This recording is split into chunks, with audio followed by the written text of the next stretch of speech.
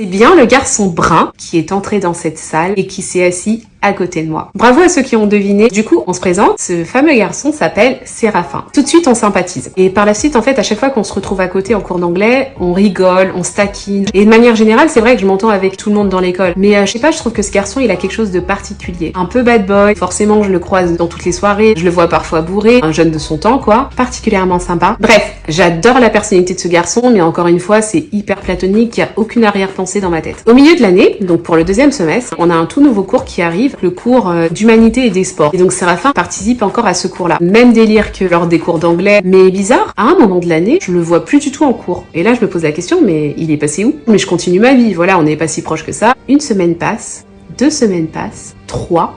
Et enfin, il réapparaît. Je lui demande où il était passé, et il m'explique qu'en fait, il a dû se faire opérer de la clavicule parce que voilà, il fait du foot. Mais quand il me dit ça, direct, je pense à un truc. Récemment, on a dû se mettre en binôme pour faire un exposé. S'il était pas là, c'est forcément qu'il n'a pas de binôme. J'ai toujours été observatrice, même depuis petite. À chaque fois qu'il y a quelqu'un qui est à part, j'ai toujours eu tendance à aller vers cette personne. Tout de suite, je me dis, écoute, est-ce que ça te dit de te mettre en trinôme avec moi et mon binôme? Là, il est gêné, mais voilà, il finit par accepter. Je demande au prof, le prof accepte. Donc bref, voilà, on est en trio avec Séraphin et une 3e personne. Sauf que comme tout étudiant, on s'est pris à la dernière minute. La veille pour le lendemain, on n'avait toujours rien fait. Je propose de venir en salle d'informatique le soir pour pouvoir travailler sur le projet. Il me semble que la 3e personne n'était pas dispo, donc tous les deux, on se dit tiens, on va aller en salle d'info, on va travailler. On y va, et là, soirée très bizarre. On n'a pas réussi à travailler, on a fait que de parler. Au lieu de rigoler tout le temps comme d'habitude, cette fois-ci, on parle de choses un peu plus sérieuses. On commence à parler de nos rêves, nos peurs, nos angoisses, etc. Moi, un jour, je vous dirai ma phobie, vous allez rigoler, c'est la honte. Et bon, ma phobie, elle est là, hein. Je vous laisse la deviner, tiens. Vous allez jamais la trouver. C'est vraiment un truc, je sais pas d'où ça sort. Du coup, on passe notre soirée, on voit pas le temps passer. En fait, à partir de ce moment-là, je pense qu'on commence à se regarder assez différemment. Ça veut dire que c'est bizarre. En fait, ce soir-là, c'est un 21 juin. Et qui dit 21 juin dit fête de la musique. Séraphin, il prévoit de sortir avec ses potes. Du coup, vers 20h, on se dit qu'on va y aller. Moi, je veux rentrer, mais il me propose de venir avec eux. Je refuse gentiment. Il faut quand même que je fasse cet exposé. Et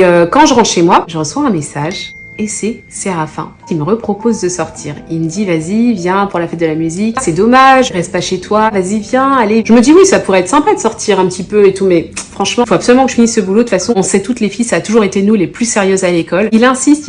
Et finalement, je te laisse deviner si j'ai accepté ou pas de sortir pour la fête de la musique avec Séraphin et ses amis. Cette fois, il n'y a pas vraiment d'indice sur mon Insta, mais je vous laisse à vos pronostics. En gros, c'est oui ou non.